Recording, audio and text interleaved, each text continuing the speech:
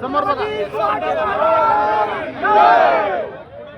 दादा दादा दादा महाराज की जय। श्री धर्मवीर श्री छत्रपती संभाजी महाराज की जय। जयशील दादांचा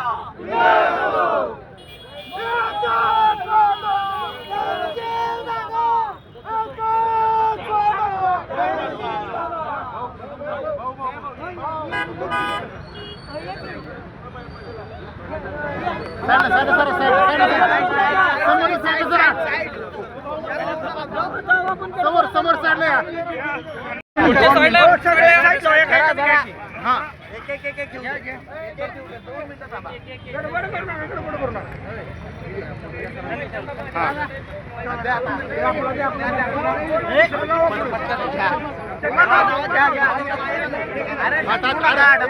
खाली ना बुके ढकलाढकली करू नका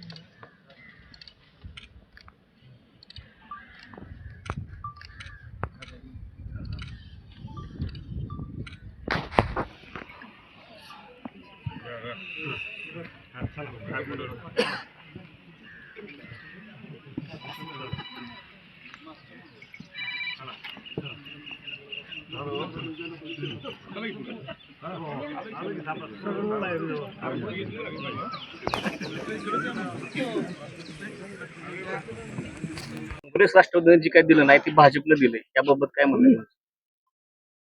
गेली 30-32 वर्ष राजकीय आणि सामाजिक क्षेत्रामध्ये मी काम करतोय आणि भारतीय जनता पार्टीच्या माध्यमातून अनेक पक्षीय पद मला भूषवायला मिळाली. त्यातलं जिल्हाध्यक्षपद असेल, निवडणूक प्रमुख पद असेल आणि आज महायुतीचा उमेदवार म्हणून या ठिकाणी सांगली सातारा विधान परिषदेचा आमदार म्हणून आज निवडून आल्यानंतर तुमच्या समोर आलेलो आहे.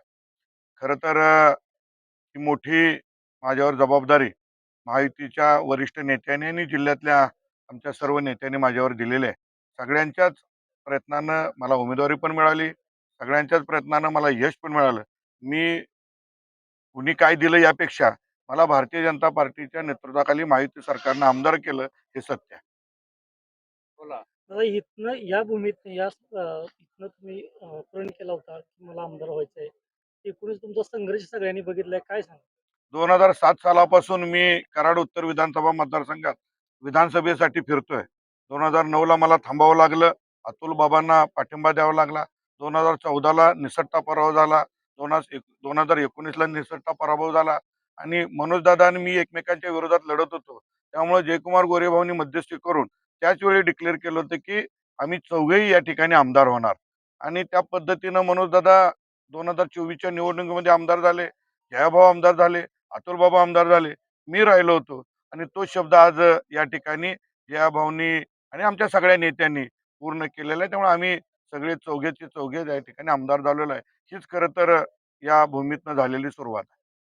मी दौलतनगरला भेट घेतली. त्यांनी अभिनंदन केलं, सगळं केलं. त्यांनी मतदान केलं. महायुतीच्या सर्व नेत्यांनी मतदान केलेलं आहे. महायुतीची मतं कुठेही फुटलेली नाहीत. त्याबद्दल माझा कोणावरही आक्षेप नाही. महायुती 100 मतं कमी झाली. असं काय नाही, आमची तेवढीच मतं.